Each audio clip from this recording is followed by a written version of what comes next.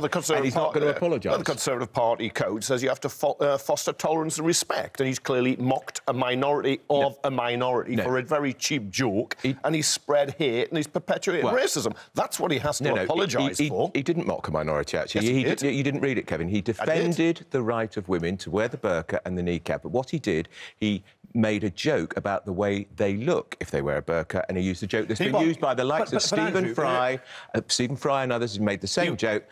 They look like they're in a letterbox. Regardless of that, but there's been confusion, hasn't there? Yeah. You know, whatever he tried to say, from what you're saying, it's not clear. This morning was an opportunity for Boris Johnson to clarify that. He has the audacity not to do that. That's even more worrying. I don't think he does need to say anything, because I think the point is it's freedom of speech, and then freedom of speech you can insult and you can joke at people's expense. But you've got to be responsible for what you say, and the reason, I don't think is a lack of clarity. He was insulting to a vulnerable minority, very visible on the streets. Very few women wear the burqa or niqab in Britain. There's probably fewer than 5,000. But nevertheless, they get a lot of abuse now.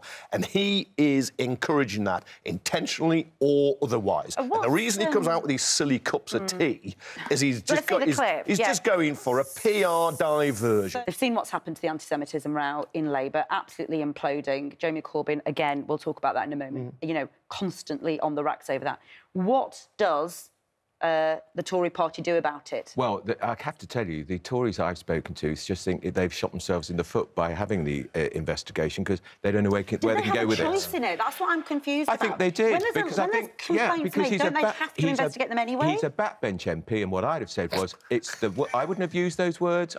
If I was a Prime Minister, I wouldn't use those words. I think they're unfortunate. You might say they're insulting. That's Boris. That's what they always used to say about John Prescott when he put his foot in it when his lot were in power. Boris Johnson is a former Foreign Secretary hoping to be Prime Minister. He created the row by shooting himself and other Tories at actually women in the foot with those comments. He knows who he's listening, and he knows that he gets support for those comments anyway. Can you imagine if a Labour politician had talked about Jewish women wearing wigs, or Orthodox Jews with hair and hats, or Rastas and their braided hair, or nuns covering their faces sometimes, or how gay people walk and look? Can you imagine? All right, hang on. What's the bigger plan for Boris Johnson? Well, you know, I read over the weekend that there's this plan to oust Theresa May, David Davis in as interim MP for a little while, and Boris Johnson walks in. What's going on? I read that piece too.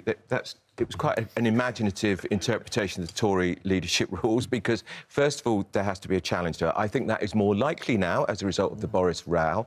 And there's no doubt if she's taken out, and I think she probably will be in the next 6 months, he will be a candidate to be the next leader of the Tory party. If he gets in the last two of party members, he'll walk it, but it's the MPs choose the last two.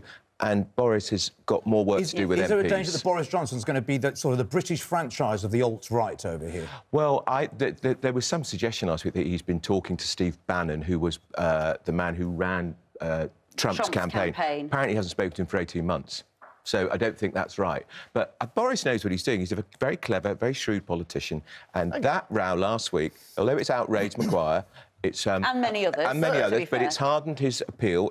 You watch the polls. They're showing most people support him. Clever and shrewd is cheap and nasty, and there isn't a gutter Johnson can't pass without rolling in it. And he sees himself as a very mini Donald Trump in Britain, which means attack a minority and then claim you're the victim.